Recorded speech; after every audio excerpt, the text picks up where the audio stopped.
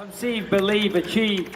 This is former UFC middleweight champion of the world, Michael Bisping. Paddy the Baddy here. You're listening to Combat Sports UK. And you're watching Combat Sports UK. Lewis Glover for Combat Sports UK here with surging UK prospect, Lewis McGrillen. How are you, man? Thanks for joining me. I'm good, mate. How are you? Yeah. Very good, very good. I believe you've just spent the morning training in the gym. How did that go? What was the session looking like?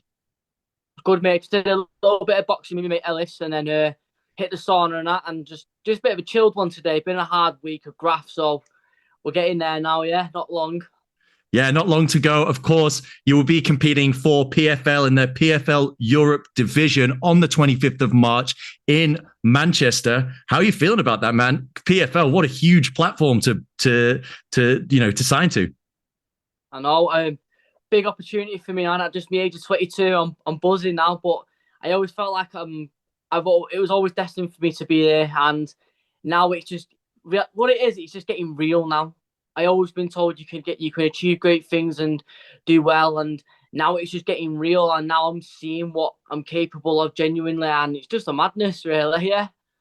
Yeah, I can't imagine at the young age of 22 years old getting ready to step out for PFL, being broadcast on DAZN, and DAZN is making moves. They're becoming one of the biggest broadcasters of combat sports around the world. So that must be really exciting for you, knowing that you're going to be able to strut your stuff to such a massive audience.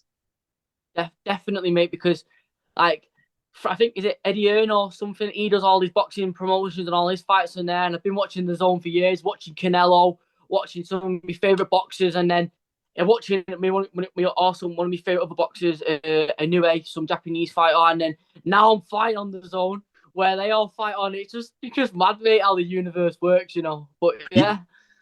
Yeah, I mean, their flagship guy is AJ, Anthony Joshua, the biggest name in boxing in the UK. Surely you must be pinching yourself a little bit going, holy crap, man, I'm on the same broadcast partner as AJ. It's unbelievable. It's crazy, man. Like finally, like Lewis McGrillen's in there with them names now coming up, and I'm not even fought yet, and like the way they're hyping me up and the way I'm getting talked about, and then it's only the beginning, I guess. You know what I mean? I just can't wait to just show off what I'm about and who I am, literally in 2 weeks' time. Yeah, I mean, there is a lot of hype around you. I've been hearing the name Lewis McGrillen for a little while. Just after you made your pro debut, it's gone swimmingly so far. 6 fights, 6 wins, all by way of KO. So the hype is very much justified. What are you expecting from your performance come March 25th in Newcastle? Just more the evolution. Like, how I'd like to say is like how far I've came as just a fighter. And seeing where I'm getting at, my game is all coming together now, and I'm finally flowing through my body mechanics, and now I'm moving, and I know who I am as a fighter and who an athlete. I know who I am mentally and all there, and I feel like I can finally be myself again and just show off more what my skill set and what I'm bringing to the table. I've got a whole new a new set of arsenal to show off on the battlefield, so I can't wait to show what I'm about. Yeah, it certainly sounds like it's going to be a good performance, and you've shown off quite a lot of skills lately, all ending by KO. Do you think you want to maybe show a bit of your submission game off? What have you got in the bag there?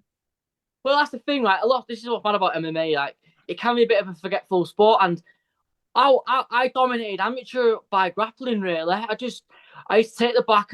I could wrestle. I could do a bit, and now because I've gotten so much better with my hands, I always knew when I turned professional, I'm gonna knock people out because I knew I hit hard. And now I'm showing that off, but I'm not gonna say I can get a submission or a KO. I can win anywhere it goes if it comes to it. So I would like to get a submission, but who doesn't like a KO? So if the KO comes, it comes. If the sub comes, it comes. Yeah. Yeah, fair enough. Everyone loves a good KO, but. Going back, looking at some of your fights, one of the things that really strikes me about them, obviously aside from the entertaining style, the KOs, is your composure, man. And I want to take you back to your fight with Charlie Falco. I think that was just your second pro fight. And first of all, man, that KO was just, it was unreal. Man was swimming from the shadow realm, trying to get back to life there after that one. But like a fish out of water, I know. Yeah, exactly. But leading up to that, you throw a flying knee, and he sort of fell back into the cage and he was on the ground. And in situations like that, you see a lot of fighters just dive straight in. You see a fight-ending opportunity, jumping in. Maybe they get reckless. They tie themselves out with ground and pound.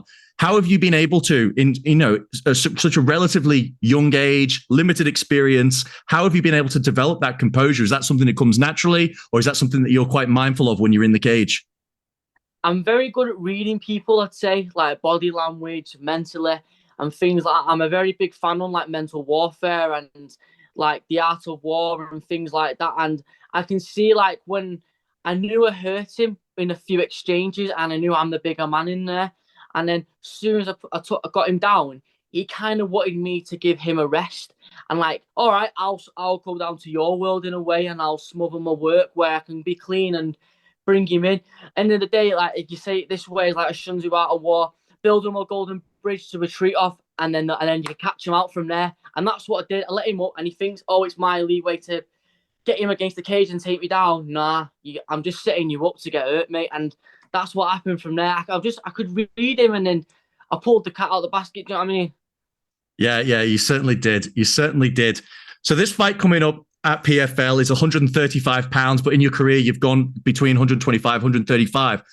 Is that something you're going to continue to do for the foreseeable future between these two weight classes, or where do you see your future at in terms of weight? Well, I'd like to say I want to be at a flyweight. If I ever get anywhere else in another bigger stage, I'd move back down again. I'm still growing as a young lad at the end of the day, but I'm definitely a flyweight. It's just I did some negotiations with fighting and stuff like that and set shows, and I thought why not just do this fight at bantamweight, get my weight back down, and then I'll be there at flyweight again. Definitely. Just at the moment in time, I'm gonna do bantamweight for just for this fight. Yeah. Right, gotcha. And I understand this is a one-fight deal at the moment. If things go to plan, we've seen the roadmap for PFL for this whole year. They've got shows in Germany, France, all over the place. Have you had, or have your manager had discussions with them about, if things go to plan, signing on for more shows later in the year? As of not yet, no. We're just going to get this task in hand out of the way. Out of the way first. I don't like to think too ahead. But I know there's going to be options after this. I know where it's coming from here, but I'm going to see how it plays out, play my cards after this fight, and maybe PFL might try and sign me for an extra few fight deal with better money and stuff like that. Who knows what the future holds? So my main objective right now is Salih Kulucan, yeah. Yep, no, that makes sense. That makes complete sense. And I've got to ask, as a young fighter, when you're, I'm sure because you've had, as you said, a lot of hype around you, great record, entertaining style. I'm sure a few organizations have been reaching out. What are sort of the things that you weigh most in the offers that are coming your way? Obviously, money's got to be one of them. Is it platform? Is it just how comfortable you feel, with some of the people in the organization? Or is it the matchup they can offer you? What's the thing that you prioritize most there? It's definitely a mix of all what you said, because you need to weigh out your options and the right thing. And like end of the day, like you can't like sometimes be rushed too much because you're still young in the game. Money, everyone likes money. Get a bit of dough from there. The good opposition and the right fights for you as an athlete and a fighter, where you need to like put even work on and get through in there. We all do it at the end of the day, and like I'm weighing out my options at the end of the day, and I thought PFL was definitely the right move. Definitely. I felt like I could have got on PFL last year maybe, but maybe the timing wasn't right just then. But I'm definitely certain 110% ready, for the PFL fight. Yeah, fair enough. And PFL is surging in the UK right now, in particular off the back of Brendan Loughnane's championship win last season. Have you had an opportunity to speak with him about what it's like fighting under the PFL banner, being able to gain any sort of, veteran experience from him? Because, he's a bit of an old boy now. He's been around. Yeah. Well, Brendan Loughnane used to be my old coach before Carl Prince actually took me on. Right. Believe it or not. Yeah. So I've known Brendan for years. I've trained with him over the years and stuff like that, and I've seen him grow from he's just a kid from Fallowfield, and he grew up, and now he's doing his thing, making $1 million. I definitely spoke to him, and he says I've got a future, and he says keep my head straight on, keep going, and stuff like that, and it means a lot. I'm just a kid from Wimshaw, same part. I'm from South Manchester. He's from South Manchester. And we're both just like I'm just a young gun in it. Like he's now getting on like a veteran, and then looking up to him, it's great, man. Yeah. Yeah, it must be awesome to have someone from the same area, really achieving and reaching the goals that you hope to see. You can see there's a path there, and you said something there. You said keep your head screwed on straight. I got to ask you, how at 22 years old do you manage to do all that? How hard is it to be disciplined and stay focused? Because I'll be honest, Matt, I'm a little bit older now, but I remember what I was like at 19, 20, 21. You want to go out and have a few drinks with your mate, late nights. Sometimes it's hard to get up. How are you able to stay focused to the goal and the mission at hand? It's where we mentioned that I've been discussing this quite recently and stuff like that with like how I've stayed on for years, because I've been at it since I was like 15, 16 now, and I've worked so hard to get where I am. I've had my moments where, like, as a young lad, you might have like slacked off a little bit, but I've always got the right people around me telling me to stay on it, keep training hard. I'll get told straight, if you're not training hard, you're going to get exposed. You need to work this, you need to do this. And I've always tried and stay dedicated, always try and stay on. Now I'm getting to the big stages now. Why would I stop now? I'm so close. It's like, it's in reaching hands for me now. And I feel like it's all just come down because I've stayed stick. I've like watched people around me fall off, not train hard enough, not dedicated enough, talk it but won't act upon it. And I've always been that kid that's I've talked it, I've acted in it, and I've acted it and talked about it. And finally I'm getting the privilege what I truly deserve. And it's not been easy. It's been a bumpy road. It's been highs and lows, ups and downs. It's a mixture of emotions, but I love it too much, man. And it's me. You know what I mean? Fighting's me. Yeah. Yeah, no, fair enough. It also sounds like you've got a lot of great people around you who, are helping drive you in the same direction. And, maybe some guys have also got common goals as well. Because as I understand it, your teammate, Lewis Lee Scott, is fighting on the same card. Is that correct? Yeah, Lewis Lee Scott. Yeah, he's fighting the card as well. And the Shaver. Yeah, and Dakota as well. So it's a big card for you guys at the gym. What's it like training together, knowing that you've got this, single, like you're all gearing up to go at the same time, preparing together, being in the trenches with one another? How is that from a team perspective in what's often seen from the outside as just a very individualized sport? It's meant because we both got the offer to come to train to fight up on PFL on the same night and stuff. I mean, Louis probably like my best sparring partner. And me and him go at it in the gym. Like, it's war when we spar and stuff like that. We're always pushing each other to get better and stuff. And we always talk about it, like saying, it's fun every Tuesday when we spar, we have to come up with a new game plan, how to twat each other and just stuff like that. And every time we come with new game plans, how to beat each other. One week I get the better of me, I get the better of him. And even like wrestling, grappling, we do it all together. And now we're in the trenches together, training hard. And it feels a little bit better that we're all in it together. Yeah. Yeah, I can imagine. I also want to ask you about Lerone Murphy. Obviously, he's got a big fight coming up at UFC 286 this weekend. What's it like training with him? What have you been able to learn from him? And are you going to get the opportunity to head down to London to see him live in the flesh? Yeah. Well, I've trained with Lerone for years, like years. I watched him out when he first got in the UFC. I've seen him going through the struggle and getting where he is and stuff like that. And I think Lerone, honestly, is a big role model to me. Like, and like a big brother mentality to me as well, because he's like the perfect athlete, I think. As a person, as an athlete and as a fighter, he's the hardest worker. One of the hardest workers I've ever met. He trains hard.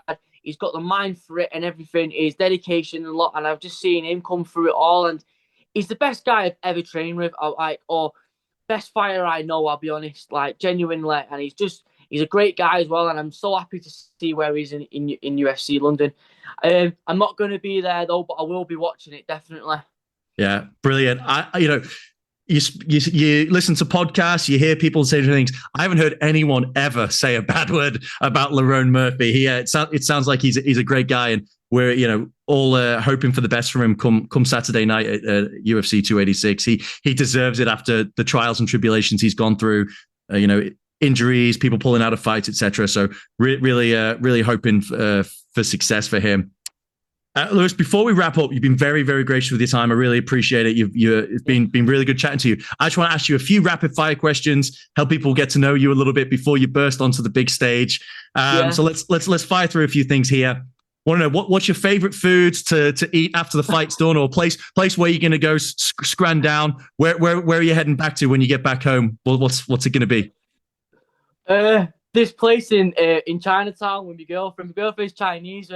We go this place called Wasabi. Go in there, loads of sushi and loads of fried Chinese food, and we straight upstairs in the dessert room, mate. I definitely have to say Wasabi in Chinatown. Yeah, I love that place. Yeah. Brilliant. I mean, that sounds great. Any place that's got a dedicated dessert room sounds like it's right up my alley. Next time I'm in Manchester, I might have to go check that one out. What's your favorite TV show you're watching right now? What are you binge watching through?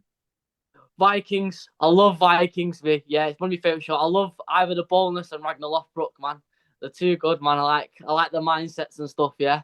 Yeah, Vikings is wicked. You obviously, you're still a very young lad, and I heard you speak glowingly about Lerone, so he may be on a candidate for this. But who was one of your favorite fighters growing up, or who were a few favorite fighters that you really enjoyed watching, and as a younger lad? Oh, I'll have to say, well, in MMA, it's always been John Jones and me, Conor McGregor. Mm-hmm. Boxing, I love watching. Today, Inoue and as all-round legend, Rocky Marciano, definitely a favourite fighter of mine, undefeated, and he's not even just that, he had the will and the heart to beat anyone, and he was only 5'10", he was the smallest heavyweight, weighing 84 kilo, and he was banging man out who were like 100 kilo, and he's definitely my favourite fighter to watch, yeah. That's awesome that you're going back into the archives there with Rocky Marciano. Do you get down the YouTube rabbit holes pretty frequently, watching old fighters from previous eras? Yeah, definitely. I love like any form like old school fighting. I think it's the best. Like old school boxing, just meant to watch. Like black and white, I can watch it black and white. I'm not bothered me. I love it. Mm-hmm. I like how the clinching, the dirty boxing and stuff like that. Like I bring that loads of elements into my game, and I think Rocky Marciano was just a proper breed gladiator fighter, and I just like that. I like how he puts on the line. Like I feel like when I watch Rocky Marciano, he's willing. It's kill or be killed. He's willing to die to win, and that's why I love it. He's an extreme winner, and that's why I love watching about Rocky Marciano. He's just the GOAT in my eyes. Yeah. Fair enough. I love it. If you do play any, what's your favorite video game? What do you like to play in your downtime if you do game? Over the years, I kind of slowed down playing Xbox stuff like that, but I like to play the odd UFC 4. I am a sweat on UFC 4, but I love playing. I like playing like Rockstar games like Red Dead and stuff like that. I like things like that. Yeah. I'm not a FIFA guy because I remember playing it when I was like 12, 13.